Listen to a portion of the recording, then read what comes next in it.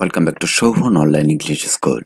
যে সকল শিক্ষার্থীরা নবম, দশম অথবা এসএসসি ও দাখিল পরীক্ষায় অংশগ্রহণ করবেন সে সকল শিক্ষার্থীদের জন্য অত্যন্ত গুরুত্বপূর্ণ একটি লেসন। সেটি হচ্ছে আমাদের ইউনিট 11-এর lesson 7, the purple jar part 2। চলুন শিক্ষার্থীরা আমরা দ্য পার্পল জার পার্ট 2 এর আলোচনাটা সুন্দর করে জেনে নেই বাংলা অর্থ সহকারে। আপনারা যদি এগুলো খুব ভালো করে বুঝেন তাহলে কিন্তু এখান থেকে যে কোনো প্রশ্নের উত্তর করা খুব সহজ হয়ে যাবে। যারা এর আগের পর্বটি দেখেননি পার্ট 1-এর, সে পর্বটি আমাদের প্লেলিস্টে রয়েছে, সেখান থেকে দেখে নিতে পারেন। চলুন শুরু করি। খেয়াল করেন, lesson 7, the purple chair part 2, বেগুনি বর্ণের বয়ামের দ্বিতীয় অংশ যে গল্পটি আমরা এখন শুরু করতে যাচ্ছি। প্রথম পর্বে আমরা পেয়েছিলাম রোজামন্ড এবং তার মায়ের সাথে কথোপকথন, এবং তারা রোজামন্ড নানান রকম জিনিস কিনতে যাচ্ছে, বাট তিনি কিনে দিচ্ছেন না। দেখা যায় এই জায়গাটাতে এসে আমরা কিনতে পারি কিনা। This time Rosamund was really disappointed as her mother wanted nothing.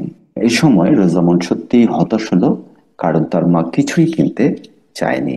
However, while they were passing by a chemist's shop, যখন তারা একটা রসায়নবিদের দোকানের পাশ দিয়ে যাচ্ছিল, she saw some jars, সে কিছু জার দেখাচ্ছিল, বয়াম দেখাচ্ছিল। ঠিক আছে, এগুলো blue, green, red, yellow and purple. এই কালার গুলো ছিল নীল, সবুজ, লাল, হলুদ ও বেগুনি। And she seemed to have a fascination for a purple jar, এবং তার মনে একটি বেগুনি বর্ণের পাত্রের প্রতি আকর্ষণ জন্মালো। But her mother answered as before, কিন্তু আগের মতোই তার মা জবাব দিল, of what use would they be to me, Rosamund? এগুলো আমার কি কাজে লাগবে রোজামন্ড? বুঝতে পেরেছেন? এখন আরেকটা দোকানে, তার মানে তৃতীয় শপে আমরা কিন্তু এখন অবস্থান করছি। ওকে, হ্যাঁ স্যার। দেখো তো মিলার কিনা ওটার সাথে। Oh mamma, I wish I would use, I would use, হ্যাঁ ঠিক আছে। এরপরে বলছে, oh mamma, I would use it for a flower pot. Mummy, আমি এটাকে ফুল রাখার পাত্র হিসাবে ব্যবহার করব। But you have a flower pot and the jar you are dying for buying is not a flower পট।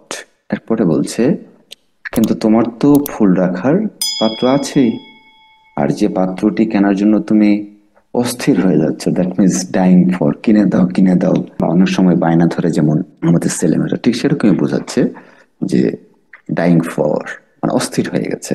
এখানে ডাইং ফর মানে মারা যাচ্ছে এরকম বোঝাচ্ছে না, অস্থির হয়ে গেছে কেনার জন্য।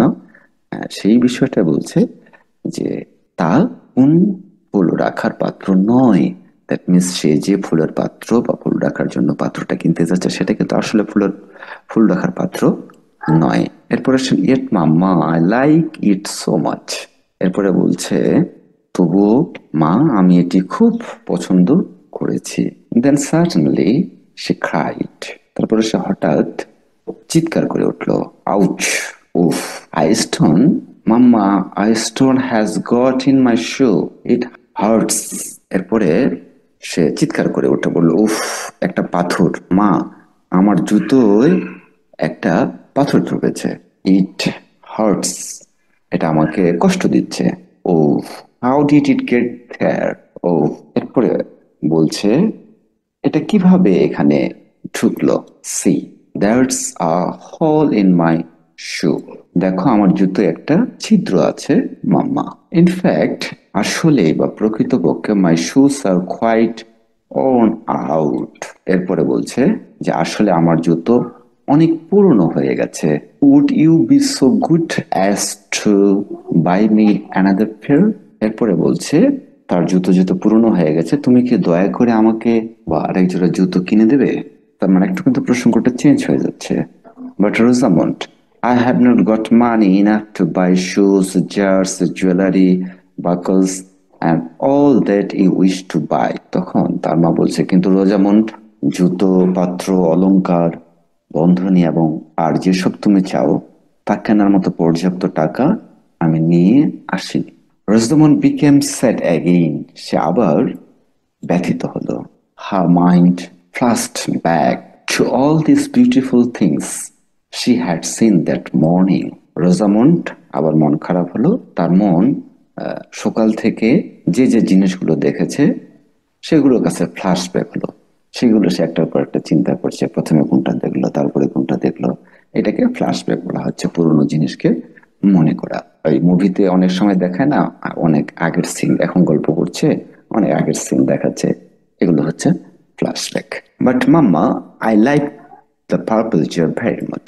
এরপরে বলছে, বাট মাম্মা আই লাইক, আমি পছন্দ করেছি the purple chair very much. এই পার্পল চেয়ারটা খুব বেশি, খুব বেশি তার পছন্দ হয়েছে। বেগুনি বর্ণের বয়ামটি খুব পছন্দ করেছি। And now my foot hurts, আর এখন আমার পায়ে ব্যথা করছে, কষ্ট পাচ্ছে। Could you buy me only this two things, তুমি কি আমার জন্য শুধু এই দুটো জিনিস কিনতে পারো? The jar and a pair of shoes please, বয়াম আর এক জোড়া জুতো দয়া করে, এটাকে আমাকে কিনে দিতে পারো? তার মানে এখন যেহেতু তার জুতোটা ফুটো হয়ে গেছে, ওখান দিয়ে স্টোন ঢুকেছে বা কোনো কিছু তার পায়ে লেগেছে, ওটা ফুটো হয়ে গেছে। No Rosamond, you can only one thing. এরপরে মা বলছে, না রোজামন্ড, তুমি শুধু একটা জিনিস কিনতে পারো। হাউএভার, যাই হোক, you may buy the other things next month. এবং এরপরে বলছে, যাই হোক তুমি পরের মাসে অন্য জিনিসটি কিনতে পারো। বলছে যে তাহলে এবার একটা কিনো, পরের মাসে আরেকটা কিনো। And you have to decide which one you would like to buy now. এবং এরপরে তার মা তাকে বলছে, এখন তুমি কোন জিনিসটি কিনবে তোমাকে তার সিদ্ধান্ত নিতে হবে। রোজামন বলছে, I need the shoes badly. Rosamond began to argue with herself. এই কথা যখন তার মা বললো যে তোমাকে একটা শুধু কিনতে হবে, তখন রোজামন্ড নিজের সাথে আর্কিউ করছে। ঠিক আছে, আর্কিউ মানে কি? আর্কিউ, হ্যাঁ, নিজের সাথে জানি একটা না। নিজের সাথে একটা যুক্তি তর্ক করছে আর কি। জুতাগুলো আমার খুবই প্রয়োজন। রোজামন্ড নিজের সাথে আহ, মানে দ্বন্দ্ব করছে বা যুক্তি তর্ক শুরু করলো, তাহলে আমি কোনটা নিব, কোন এটা আমার প্রয়োজন। But my heart is in that beautiful chair, কিন্তু তার আমার মন পড়ে আছে ওই সুন্দর বয়ামের প্রতি। তো একদিকে প্রয়োজন, আরেকদিকে মনের চাহিদা, এই যে একটা দ্বন্দ্ব সৃষ্টি হলো বা দ্বিধা সৃষ্টি হলো, সে তাহলে কোনটা নিবে, যেহেতু মা ফিক্সড করে দিয়েছে যে দুটোর মধ্যে একটা নিতে হবে। বুঝতে পারছেন? এরপরে আসেন, then looking at her shoes she told her mother. এখন জুতোর দিকে তাকিয়ে সে তার মাকে বলল, this shoes are not so bad. বলছে এই জুতোগুলো ততটা খারাপ না, except for the hole in one, শুধু একটা ছিদ্র ছাড়া।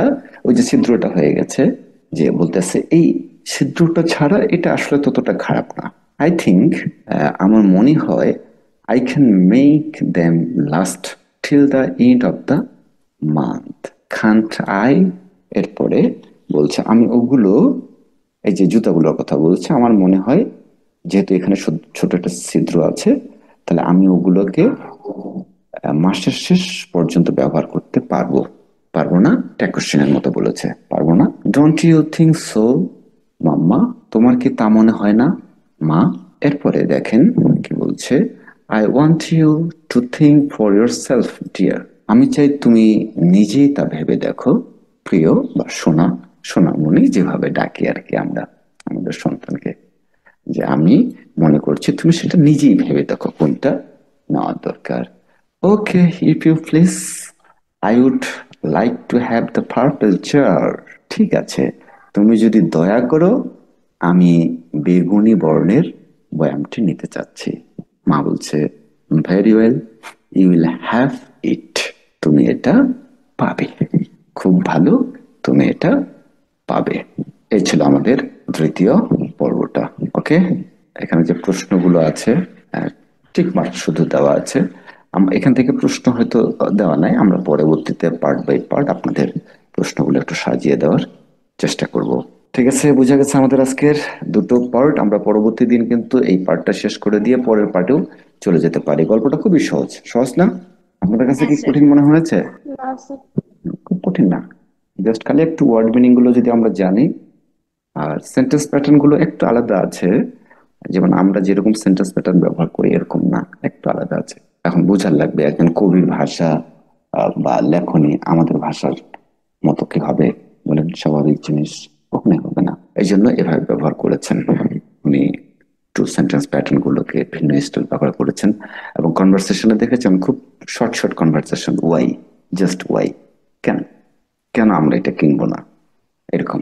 ওকে, যেহেতু আমরা গল্পটা স্টোরিটা শেষ করে নিই, এজন্য আমরা এই গল্পটা সম্পর্কে প্রেডিকশন করতে পারছি না। আমরা পরবর্তীতে ওই পার্টটা শেষ করব এবং তারপরে এই গল্পটার বিস্তারিত যে প্রেডিকশনটা আছে সেটা নিয়ে আলোচনা করব। ঠিক আছে, আজকে আমরা এখানে শেষ করি। কারো কিছু বলার আছে? না স্যার। ওকে, তো ঠিক আছে, আমরা আজকে এখানে শেষ করি। আল্লাহ হাফেজ।